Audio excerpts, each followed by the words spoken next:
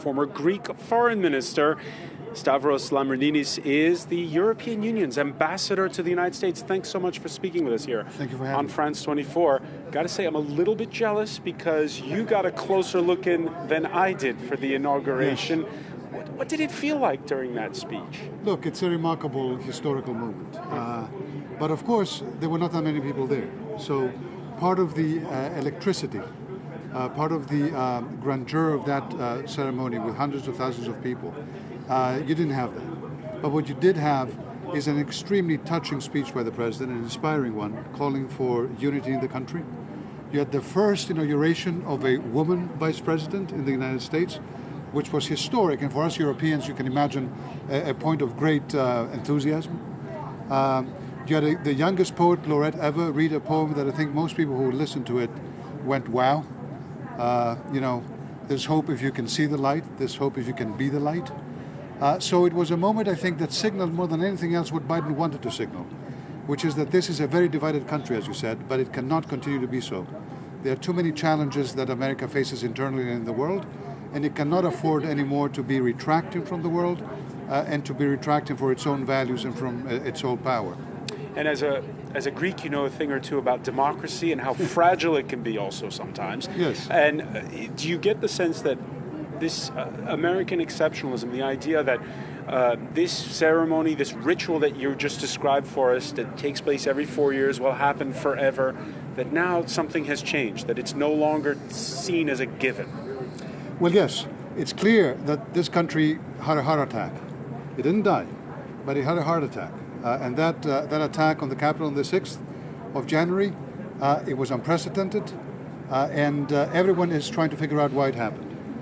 There is even an impeachment going on now for the president who has left because of the words that he used and the incitement to violence that the House found that they constituted. So there's no question that there's a lot of discussion about this, but as Ursula von der Leyen said also yesterday at the European Parliament, this is something that we in Europe also face. We have people who are very angry. We have people who feel in Europe as well that governments are not taking care of them. Whether it is their economic needs in the time of COVID crisis, or whether it is their feelings of cultural belongingness. So no one is immune from this, which is why you also saw European leaders jump in immediately after what happened in the Capitol, coming out and saying, this is not okay. We're going to stand by America. This is not the America we know. We're the two biggest allies in the world. We believe in the same values, and we're going to make sure that America knows that a freely elected president has to be approved, and that no mob can stop that or should stop that. All right, his predecessor spoke about America first. Joe Biden, who is going to change tack and already has done so when it comes to the United States' place on the world stage. It's a report by Sanam Chantier. Joe Biden is taking the helm of a nation wrestling with political fissures. On top of that, his predecessor's handling of foreign policy has had a major impact on how the world sees the U.S. Relations between Washington and Beijing have reached a historic low. The Asian country on Wednesday dismissed allegations that it was committing genocide against Uyghurs. These claims are also shared by the incoming Secretary of State, Antony Blinken. China, however, hopes these tensions are temporary. I hope China and the United States will be able to meet each other halfway in the spirit of mutual respect, equality and benefit to get our relationship back on a healthy track as soon as possible. Biden is also against the clock to avert a new arms race. Russia, for its part, has been sending positive signals. The Kremlin on Wednesday announced that it remains committed to salvaging a landmark nuclear arms accord known as New START. That's due to expire in days. But there'll also be key challenges. Biden will be taking a tough line on Moscow on a host of issues, including human rights.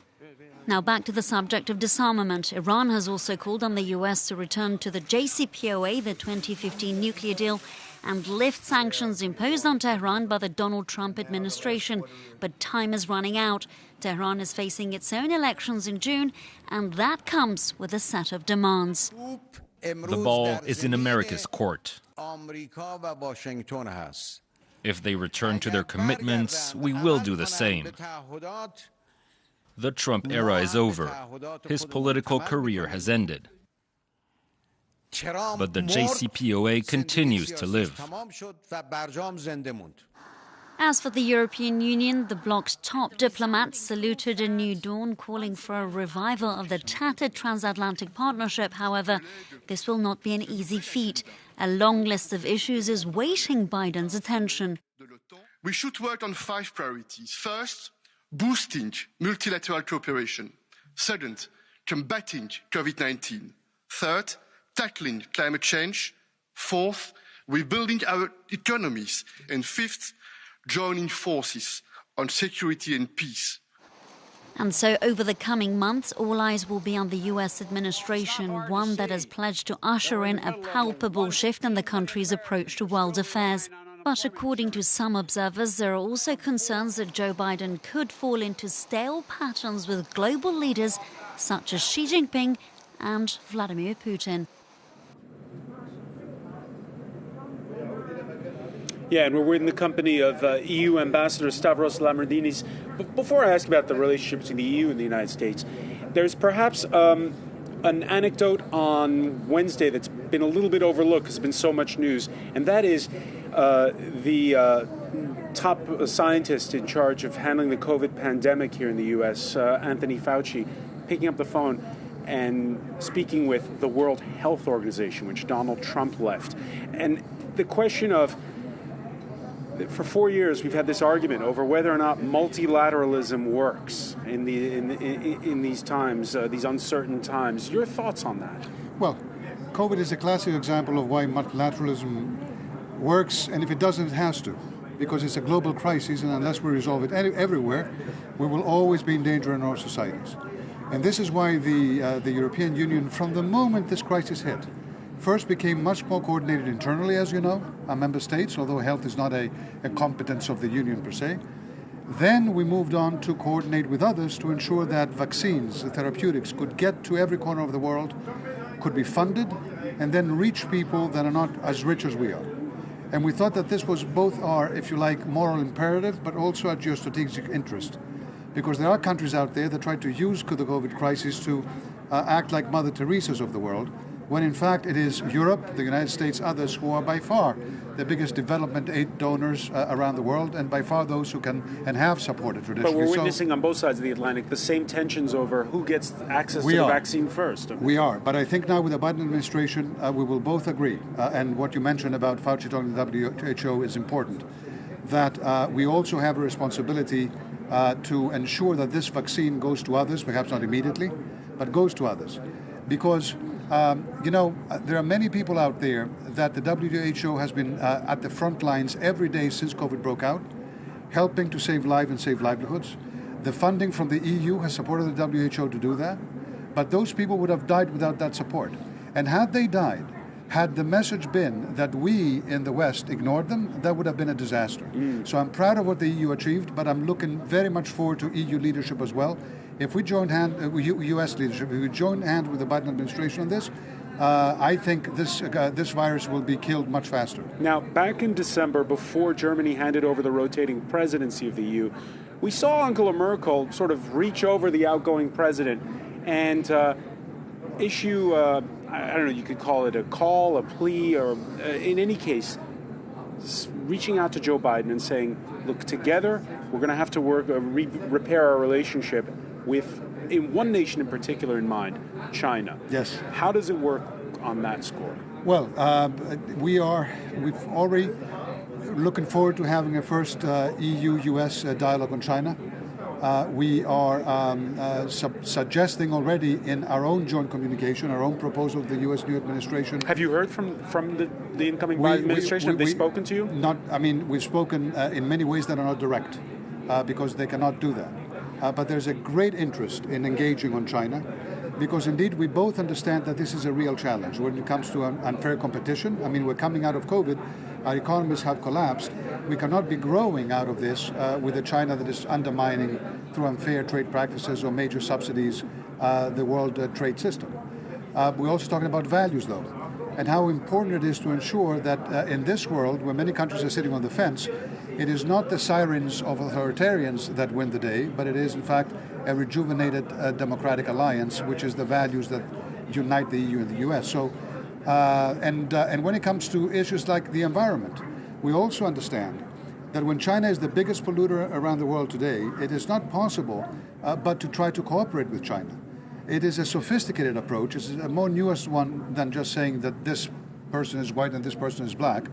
But we fully understand the dangers posed by China, and we also fully understand the importance of working with it in some key issues, again, multilaterally. And the U.S. returning to the Paris Climate Change Accords, which I know for a lot of environmentalists is not enough.